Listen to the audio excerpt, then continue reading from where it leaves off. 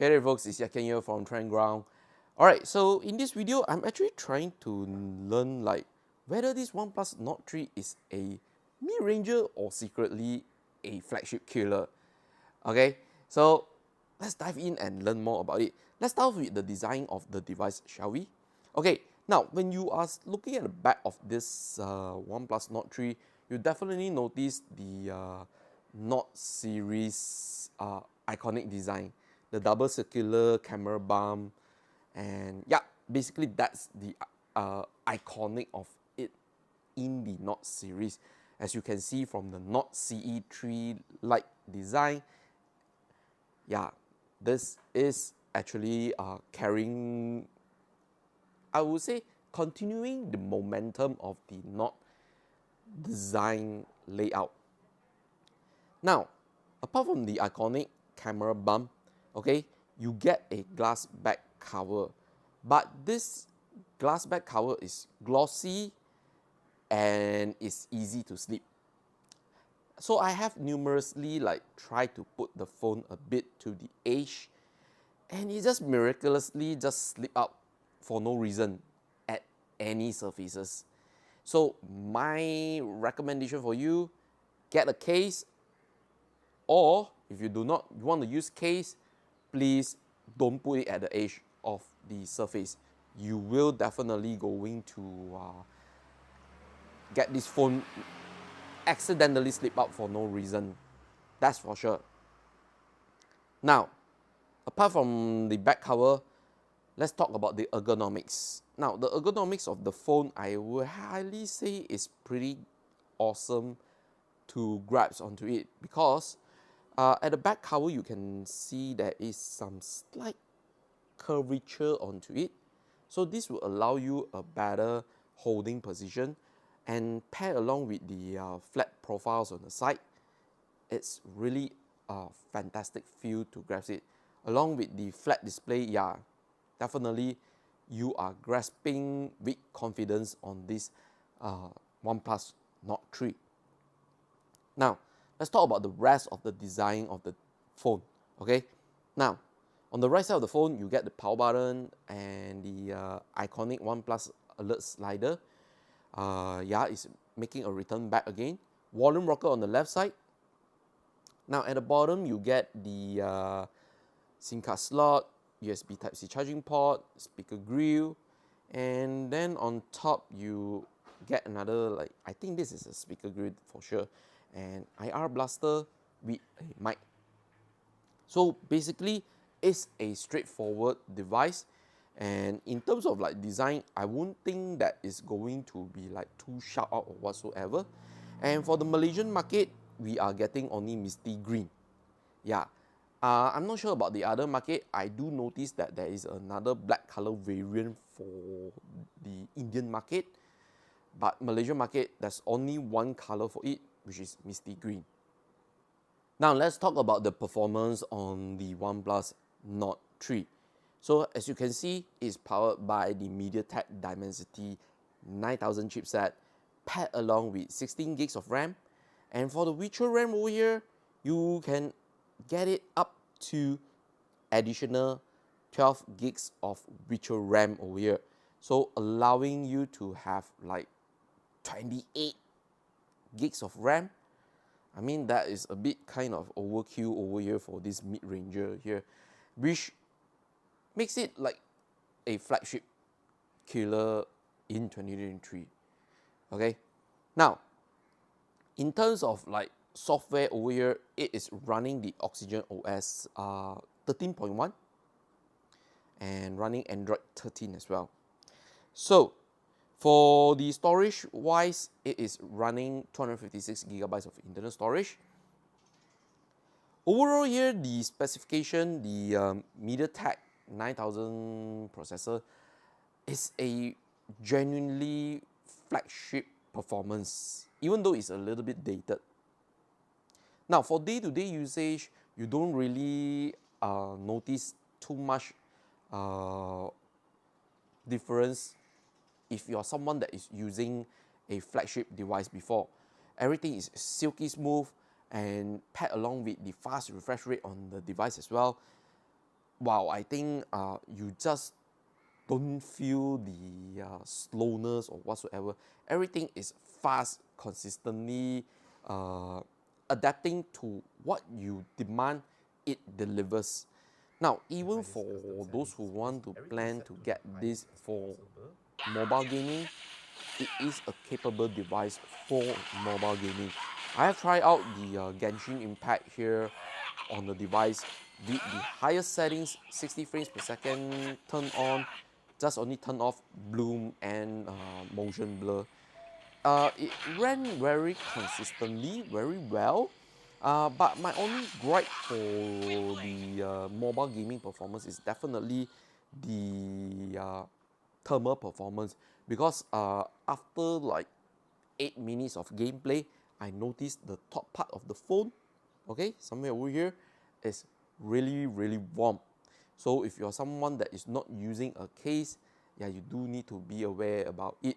And also, I'm actually playing in an environment that has no air conditioning, so take note on that. It's actually quite hot in my house. That's something I need to let you all know about it. Now let us move on to the next topic, the display and audio performance on this OnePlus Nord 3. So the display on the OnePlus Nord 3 is actually rocking a 6.74 inches AMOLED display that supports up to 120Hz refresh rate, and it has HDR10 plus support as well. For the display, I think it's really one of the nice AMOLED panels they are actually getting. It's bright enough. Even right now at the almost slightly half brightness settings, it's really nice to view. And if you are going to watch content or perhaps mobile gaming, yeah, you're going to have a really immersive viewing experience with the OnePlus Nord 3. And as for the audio over here, there is a stereo speaker. They are loud. There are some clarity onto it as well, some bass onto it. Overall, I say it's very neutral. Yeah, the word should be a very neutral, balanced loudspeakers on here. So there is no 3.5mm headphone jack over here. So if you want to connect to a earbuds, headphones, it has to be wireless, or you can just use a dongle for the USB Type-C port here, and then you just hook up your wired earbuds, headphones, and then you can attach onto it. But for me, I think the audio wise over here is pretty much quite on point. Now let me just play you a YouTube video and let you get immersed with the display and the audio as well. Nice texture feel. So this is the max volume.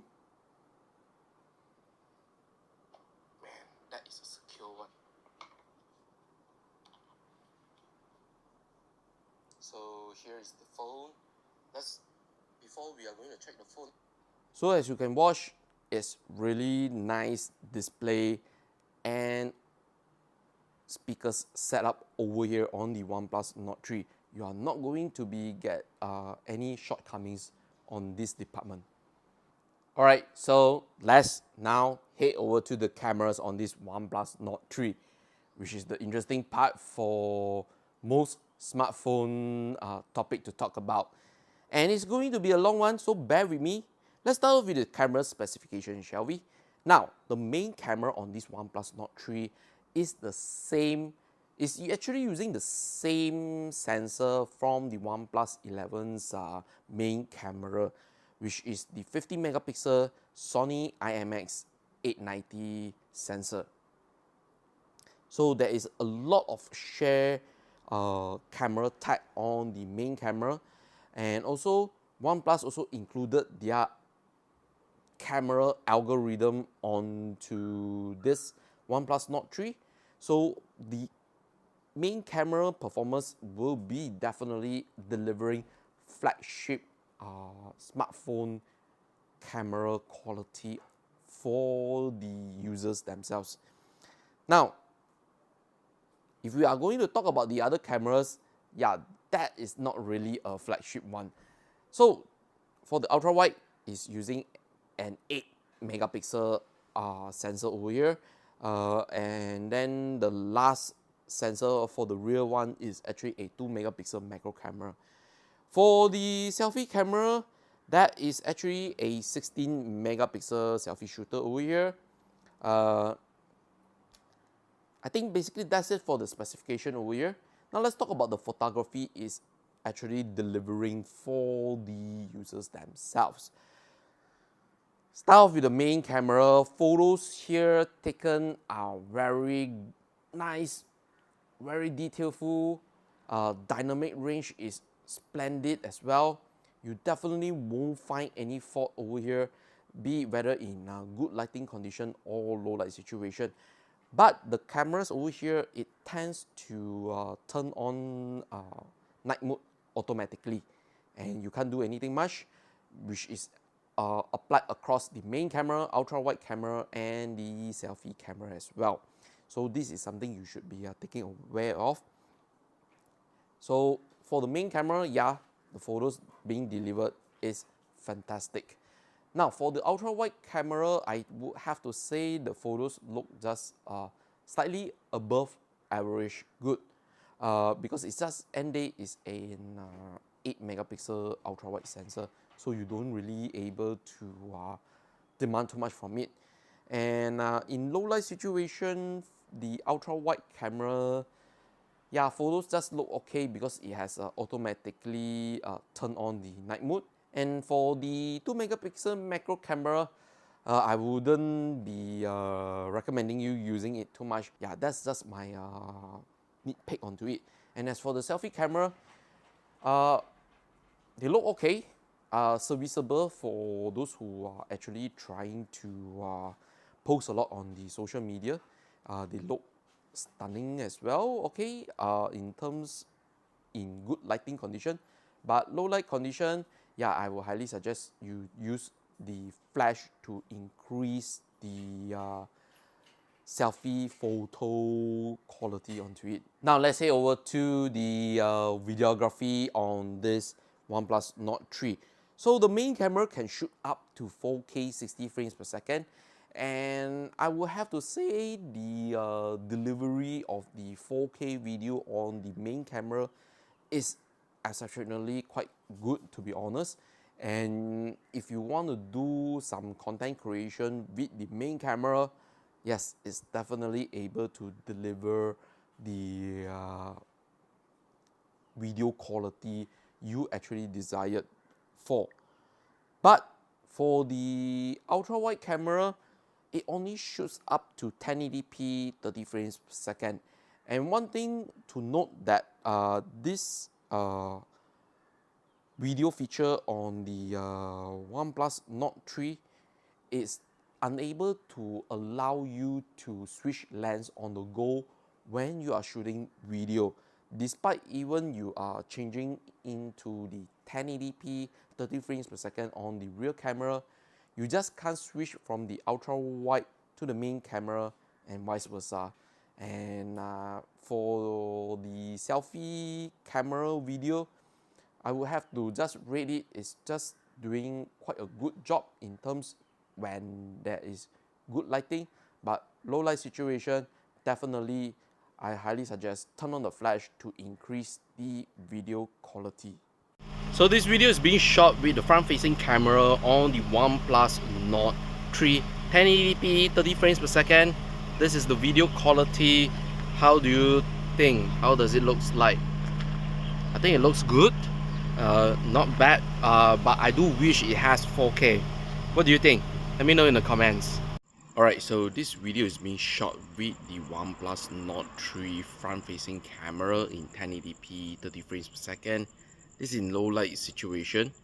Okay, so now I'm going to turn the flash on. Okay, and this is the quality.